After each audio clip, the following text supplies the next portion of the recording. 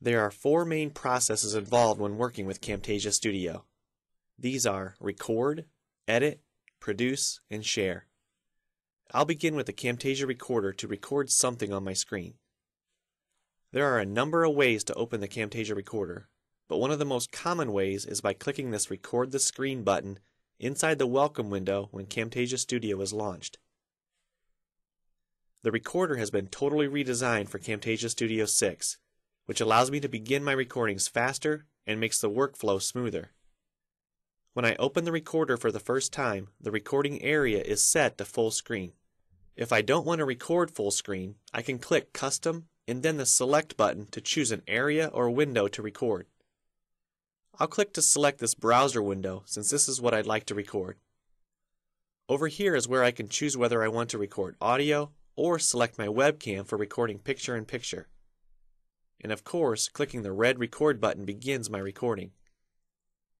I can now perform the desired tasks as everything in the recording region gets captured. Once my recording is finished, the next step is to save it and bring it into the editor. Now let's take a little tour of the editor.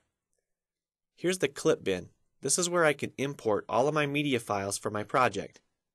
Media files include images, audio, and video files. The timeline is where the video project is built, and media clips can be added to it by dragging them from the clip bin. I can then edit these clips as needed. For example, I can cut out parts of the video clip that I don't want, or I can split my clips to insert a transition or other piece of media. I can also open additional tracks, such as a second audio track from this drop-down menu. Up here on the right is the preview window, which allows me to see what my video project looks like as I'm building it. On the left side of the editor is the task list, which is where additional editing features are available.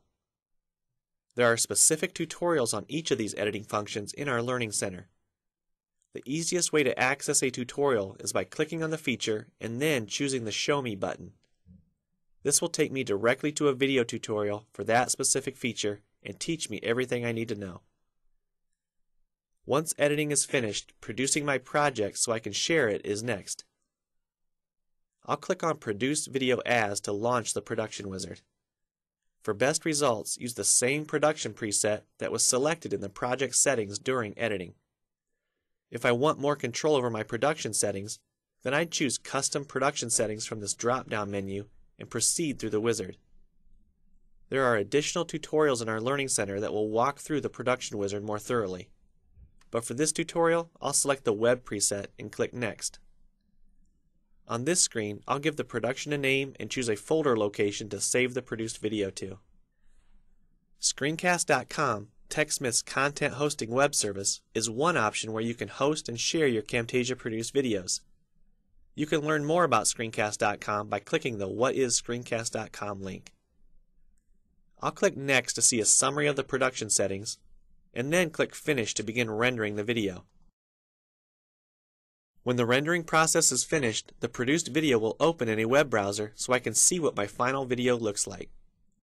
And it really is just that simple. I recommend watching the Record tutorial next, as it will help you better understand the process of recording your screen. Thanks for watching.